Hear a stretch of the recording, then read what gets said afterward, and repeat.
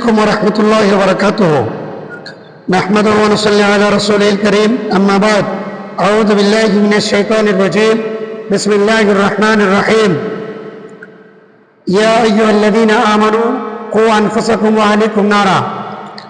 محترم و مکرم اساتذہ کرام اور محترم گارجن حضرات، یہ بڑی خوشی کی بات ہے کہ آج مدرسہ دارالمسلمین میں سیشن 2025-26 کے آج پہلا ایک روزہ گارجن میٹنگ میں ہماری اور آپ کی حاضری ہوئی ہے۔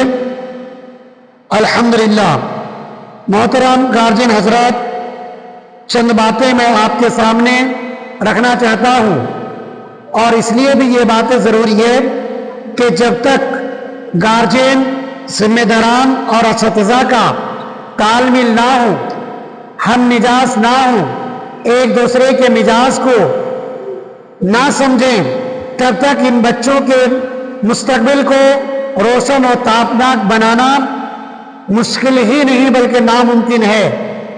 ایک گارجین کی حیثیت وہی ہے جیسا کہ ایک آدمی بیج بوتا ہے اور ایک پودا بڑا ہوتا ہے، تو گویا کہ آپ کا مثال وہی ہے۔ آپ اگر غیر حاضر رہیں تو یقین مانیے کہ آپ کے بچے کو ہم بہتر تعلیم دیں، اچھی تعلیم سے آراستہ و پیراستہ کریں، یہ ناممکن ہے۔ اسی لیے ہر ادارے والے اپنے اپنے ادارے میں تعلیمی لیاقت کو مضبوط کرنے کے لیے، تعلیمی معیار کو بلند کرنے کے لیے گارجن کے ساتھ میٹنگ منعقد کرتے ہیں۔ اسی سلسلے کا ایک کڑی آج دارالمسلمین میں آج ہم لوگ منعقد کیے ہیں۔ محترم گارجن حضرات، آپ کو میں سب سے پہلے یہ بات بتلا دوں کہ شوال مہینہ جو رمضان المبارک کے مہینے کے بعد مدرسہ کے لیے پہلا مہینہ ہوتا ہے، سال کا پہلا مہینہ ہم شمار کرتے ہیں شوال سے۔ یہ شوال کے 5 یا 7 تاریخ سے داخلہ شروع ہوتا ہے اور 15 تاریخ تک پڑھائی شروع ہوتے ہوتے چلا جاتا ہے۔ اسی طریقے سے پڑھائی 15 دن کے بعد شروع ہوتی ہے اور یہ تعلیم کا سلسلہ جاری و ساری ہوتا ہے۔ آپ کو میں بتلا دوں کہ یہ شوال کا مہینہ پہلا مہینہ ہوتا ہے اور شعبان کا مہینہ آخری مہینہ ہوتا ہے مدرسہ کا سیشن۔ یعنی شوال مہینے میں ہم شروع کرتے ہیں اور ہمارا سیشن ختم ہوتا ہے شعبان مہینے میں، یعنی رمضان سے پہلے۔ تو شوال اور شعبان یہ 11 مہینہ کل ہوتا ہے۔ 11 مہینے کو اگر 30 سے آپ گنا دیں گے تو 330 دن ہوتا ہے کل۔ کتنا دن ہوتا ہے؟ 330 دن ہوتا ہے۔ 330 دن ہمارے ہاتھ میں ہے، چونکہ ایک مہینہ ہم نے چھوڑ دیا رمضان کی وجہ سے، تو ایک مہینہ ہم نے پہلے مائنس کر دیا، رمضان کی چھٹی بچا کتنا مہینہ؟ یہ 10 اور 11 مہینہ بچا ہمارے ہاتھ میں۔ 11 مہینہ میں کتنا دن ہوتا ہے؟ 330 دن ہوتا ہے۔ 330 دن میں ہم اگر جمعہ کو پکڑیں جو ہفتہ کی چھٹی ہے، تقریباً 48 جمعہ ہے، تو یہ 48 جمعہ، تو ویسے 48 دن آپ کی چھٹی ہو گئی، ہوئی کہ نہیں ہوئی؟ آپ 300 سے 48 کو مائنس کیجئے۔ اس کے بعد آپ کو میں گناتا ہوں کہ آپ کا بچہ پڑھتا کتنا دن ہے۔ کہ شوال کے 5 تاریخ میں ہم داخلہ شروع کرتے ہیں، اور سمجھیں کہ بہت جلدی بھی شروع کریں تو ہم شوال کے 10 تاریخ میں پڑھائی شروع کرتے ہیں، تو ادھر 10 دن گیا داخلہ میں اور مدرسے کھولنے میں، تو 48 دن اور 10 دن کتنا دن ہو گیا؟ حساب جوڑیے گا آپ لوگ، 58 دن ہو گیا۔ پھر اس کے بعد پڑھائی ہم شروع کیے اور قربانی کی چھٹی آ گئی، کم سے کم 12 دن کی چھٹی مان کے چلیے، کتنا دن ہو گیا؟ 58 اور 12 دن 70 ہو گیا، 70 دن چلا گیا۔ آپ بچہ قربانی کے بعد مدرسہ آیا، پڑھائی ہم شروع کیے، پھر جا کے ششمائی ایک امتحان ہوتا ہے، ششمائی کا امتحان ہوتا ہے، پھر کم سے کم ہمارے ادارے کے حساب سے آپ 10 دن کا چھٹی مانیے، کتنا ہو گیا؟ 80 دن ہو گیا۔ یہ 80 دن ہوا کہ نہیں ہوا؟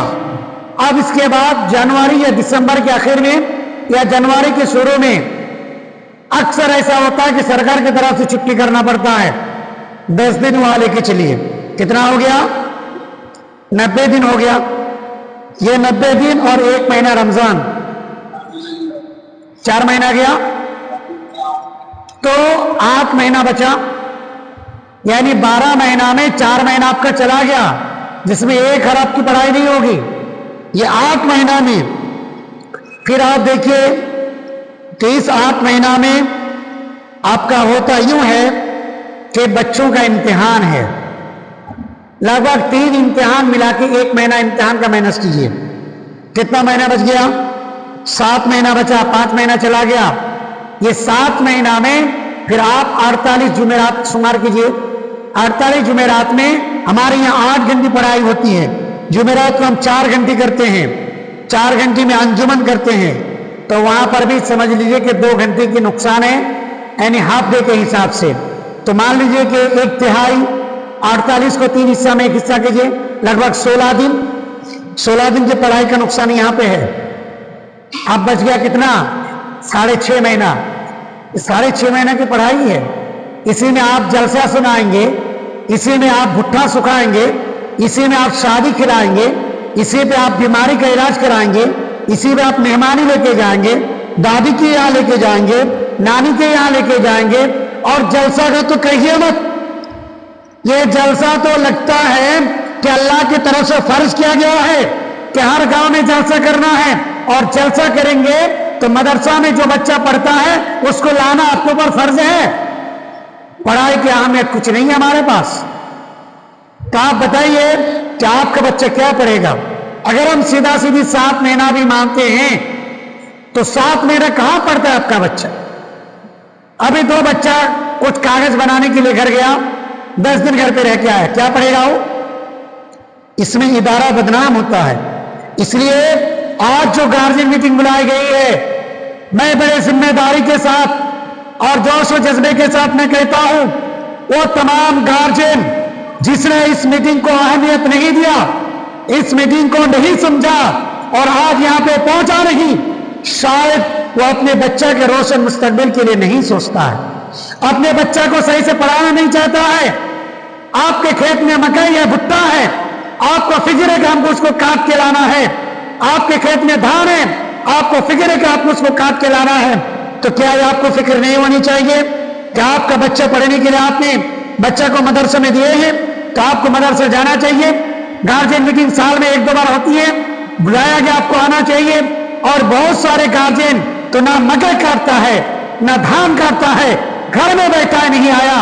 ऐसे गार्जियन के बच्चों के मुस्तकबिल और उनकी जिंदगी को आप कैसे संवारेंगे? कैसे समझा, कैसे आप उन बच्चों की जिंदगी को कैसे बनाएंगे? ये नामुमकिन है।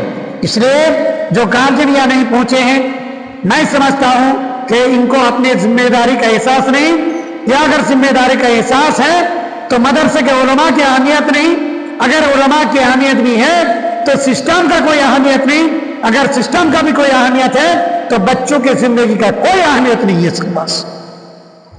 थोड़ा भी अगर बच्चे की जिंदगी के बारे में ये गौर किए होते, फिक्र किए होते, तो ये जरूर आज इस मीटिंग में हाजिर होते।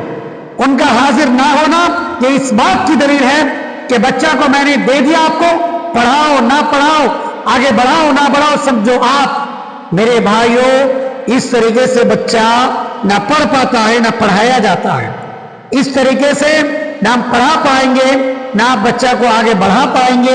अगर आप बच्चे को आगे बढ़ाना चाहते हैं, पढ़ाना चाहते हैं, तो आपको बाहैसियत गार्जियन मीटिंग में आना आपके ऊपर वाजिब है। और अगर आप नहीं आएंगे तो ऐसी सूरत में फिर इदारा कोई कदम उठा सकता है, उस वक्त आप इतराज नहीं कर सकते हैं। मैं दूसरे पॉइंट की तरफ आता हूं कि हमारे यहाँ जो छुट्टी के उसूल जवाबी थे, इसको मैं कुछ पढ़ने से पहले एक जरूरी बात की तरफ आपको निशानदेही करना चाहता हूं। जो गार्जियन यहाँ मौजूद है, उन गार्जियन को खुसूसन, और जो गार्जियन यहाँ नहीं पहुंचे हैं, वो तमाम गार्जियन से मैं कहना चाहूंगा कि आप अपने दिमाग के किसी हिस्से में इन बातों को बैठा के रखें। अल्लाह ना करे कि आपके बच्चा इन जुर्म में मुब्तला हो।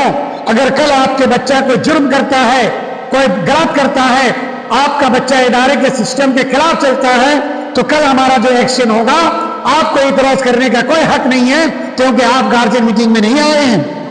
وہ ہمارا ایک اعلان یہ ہے کہ جملہ طلباء و طالبات کو اطلاع دی جاتی ہے اور گارجین کو بھی اطلاع دی جاتی ہے کہ اگر کوئی طالب یا طالبہ روپیے چوری کرتے ہوئے پکڑا جائے، عام طور سے ہوتا ہے بچہ چوری کرتا ہے مدرسے میں آ کے، چوری کرتے پکڑا جائے تو ادارہ اسے اخراج کرنے کا مکمل اختیار رکھتا ہے، یعنی ادارہ اس بچے کو نہیں رکھے گا، نکال دے گا۔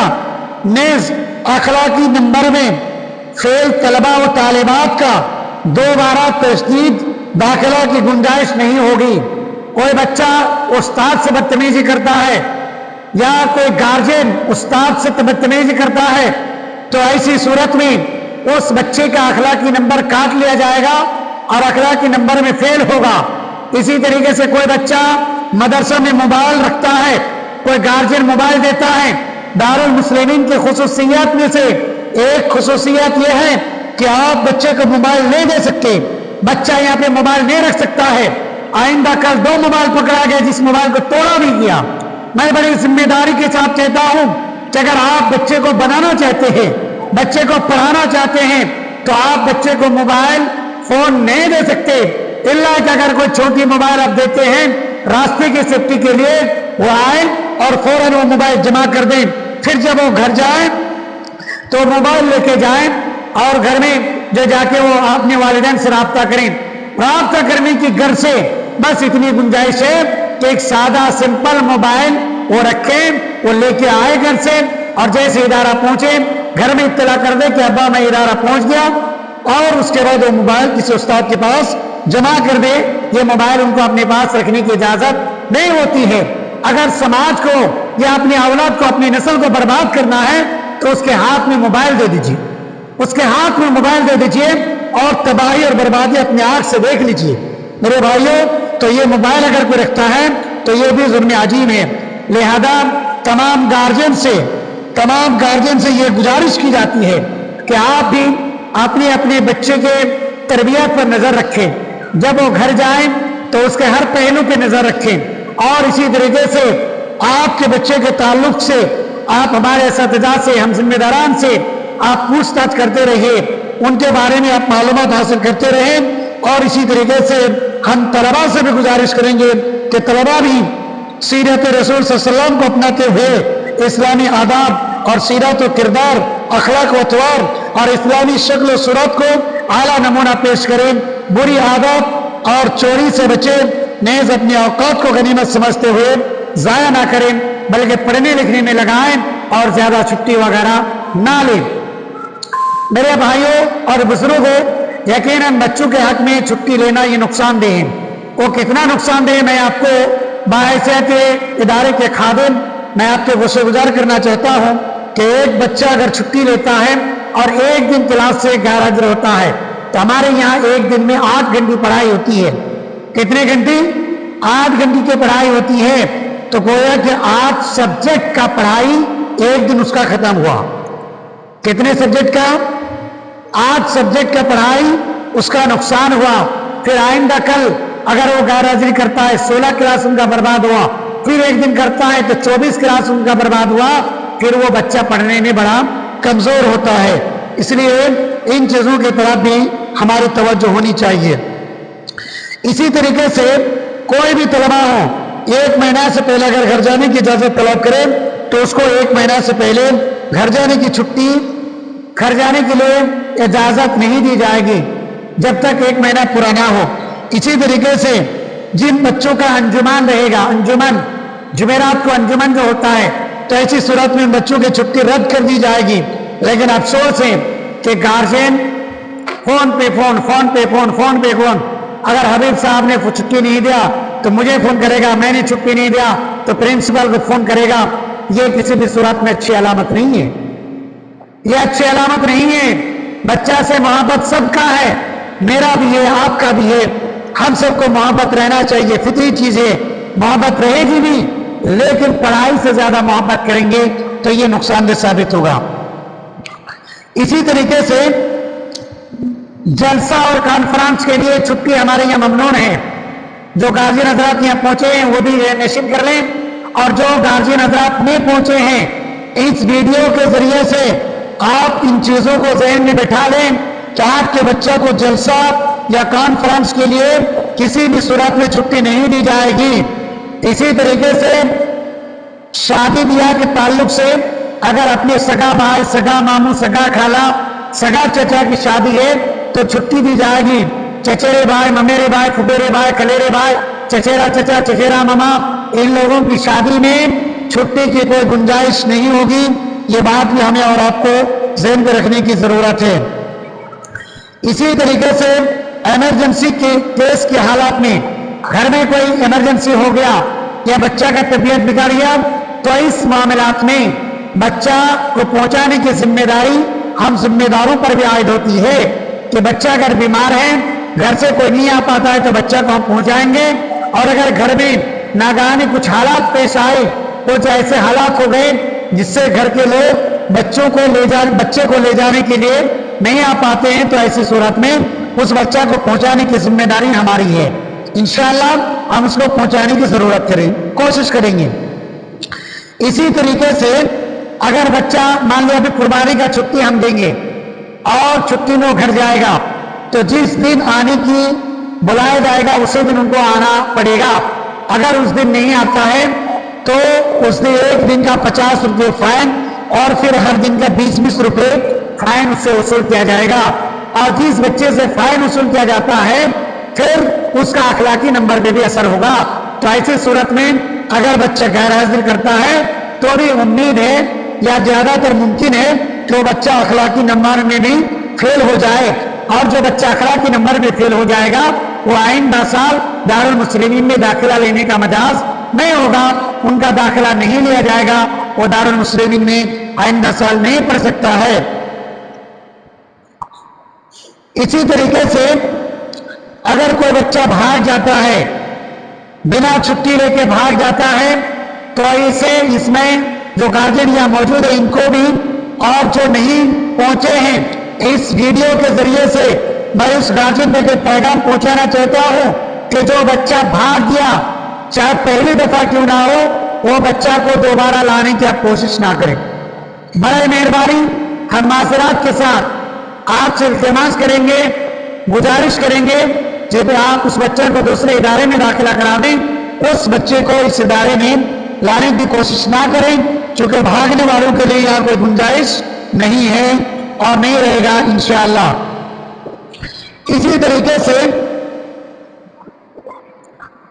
जो इलाकाई बच्चे हैं, छोटे बच्चे हैं और घर जाना चाहते हैं, 10-15 किलोमीटर के आसपास के हैं और बच्चा छोटा है, नर्सरी में है, 1 क्लास में है, 2 क्लास में है, बच्चा 6 साल 7 साल 8 साल का है, तो ऐसी सूरत में अगर गार्जियन लेके जाना चाहता है तो जुमेरात के दिन 11 बजे से लेकर 1 बजे के बीच में ले जाएं और फिर उस बच्चा को हर हाल में जुमा की शाम तक पहुंचा दें।